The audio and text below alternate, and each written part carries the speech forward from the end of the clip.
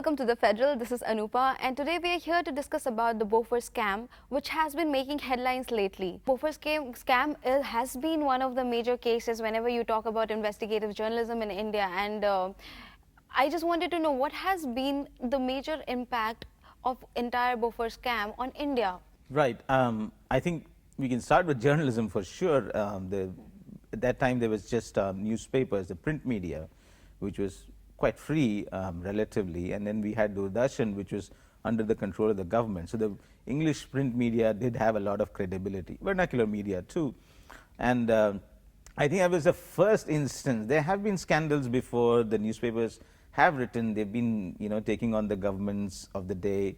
But this was the time, this was the only time I think investigative reporting of the sort that we saw was sort of doggedly carried out, and a lot of loose ends were tied up. Probably the only time. Now we have practically everybody doing investigative journalism, many media outlets doing that. But at that time it was very, very novel.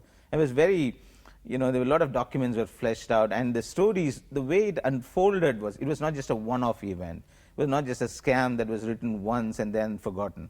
It just carried on and on. There were revelations drip by drip, and what was happening was the government of the day, there would be a story, and the government would say, that's not true. They would deny that, and then the newspapers would put out a story the following day or the next week, which would sort of make the denial wrong, false, and then the government would come up with a fresh denial. The result was that the credibility of the Indian government was sort of really, completely lost, I would say, and that's really why they lost the elections. Yeah, so in terms of impact on journalism itself, it was a landmark event, and it sort of inspired many to even take up journalism for sure. But so Bofors became a byword for corruption, but in many other ways too, it was sort of symptomatic of what has panned out in India. Really the difficulty with which we are able to get anything to be investigated fairly and bring people to, make people accountable. Whatever happened in Bofors has sort of duplicated, has happened in many, many other cases. Convictions have been very rare. We've had some exceptions. Lalu Yadav was convicted, but convictions of politicians still remains a very rare thing. And there's still the question of whether our investigative agencies, central, state, are independent. So the story of Bofors repeats itself in so many ways until today. Yes. So one last question I had is, right now we see that there's breaking news and investigative reports coming out, and new scams are coming out of the closet. Say for instance the PNB scam, over 13,000 crore scam that came out, and all these scams keep coming up.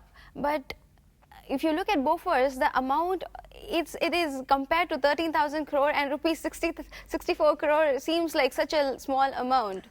And we still give so much weightage because the kind of, I guess, the investigation that went behind Bofors. Well, I think, yeah, you're right. So, in terms of scale of corruption alleged was, I think it seems far smaller because the amount involved was just 64 crores, which looks like pittance these days.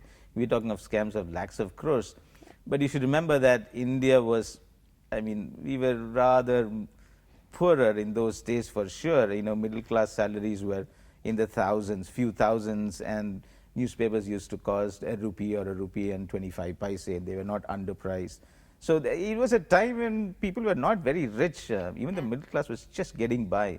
So 64 crore at that time was a very big amount. But more than the amount, I think, you had sort of direct evidence that sort of pointed all the way from the bottom rungs of government through to the top, the defense secretary and the prime minister himself. So it led all the way, and it slowly unraveled.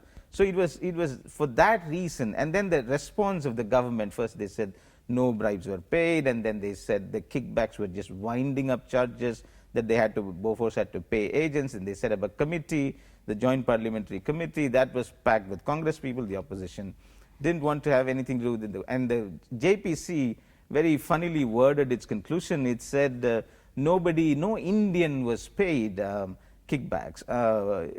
Well, were foreign nationals paid, and did they have any links with Indians?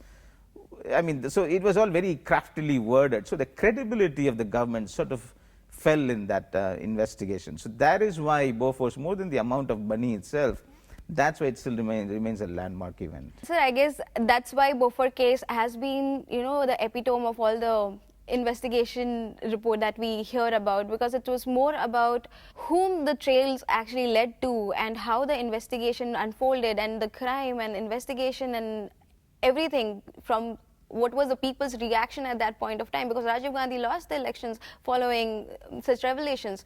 So I guess it was more about how the crime actually unfolded and the investigation, the quality of investigation that was back then. Thank you, Kalyan sir, for joining us. With this, we've come to the wrap. For more such news, views and updates, please log on to The Federal. Thank you so much.